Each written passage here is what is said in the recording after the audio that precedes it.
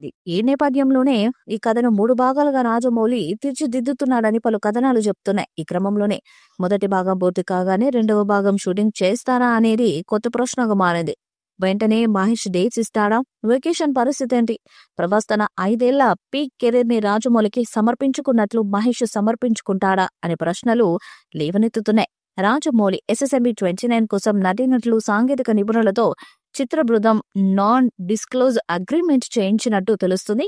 ఈ సినిమా విషయంలో ఎలాంటి లీకులు కాకుండా చిత్ర బృందం భారీగా ప్లాన్ చేసింది.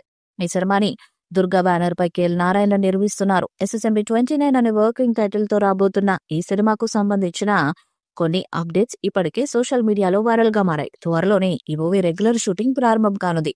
ఇక ఈ సినిమాలో ఇండోనేషియా నటి చల్సీ ఎలిజబెత్ ఇస్లాన్ కథానాయికగా నటించబోతున్నట్లు ప్రచారం జరిగింది.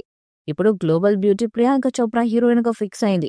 అయితే ఈ సినిమాను జక్కన నెక్స్ట్ లెవెల్లో ప్లాన్ చేస్తున్నాడని తెలుస్తుంది. ఈ మూవీలో హీరోతో పాటు ప్రియాంక పాత్రకు సైతం ప్రాధాన్యత ఉంటుందని, ఆ పాత్రకు ఆమె న్యాయం చేయగలదని చిత్ర యూనిట్ భావిస్తున్నట్టు తెలుస్తుంది. ప్రియాంక ఈ సినిమాలో లేడీ విలన్ గా నటిస్తున్నారని టాక్ వినిపిస్తుంది. ఆమె పాత్రను మునువెన్నడూ చూడని విధంగా రాజమౌళి రూపుదిద్దుతున్నారని తెలుస్తుంది. ఈ సినిమాలో ప్రియాంక పవర్ఫుల్ యాక్షన్ సీన్స్ లో కనిపించనున్నారని అంటున్నారు.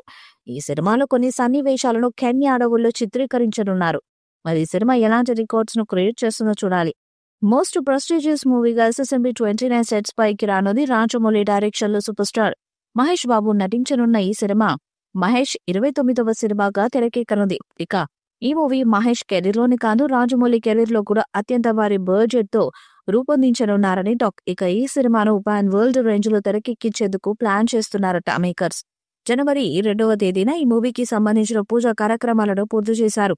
ఈ సినిమా కాస్టింగ్ పై డైరెక్టర్ రాజమౌళి శ్రద్ధ తీసుకున్నారు. పృథ్వీరాజ్ సుకుమార్ అని పేరు వినిపించినా ఆయన అదేమీ లేదని క్లారిటీ ఇచ్చేశారు.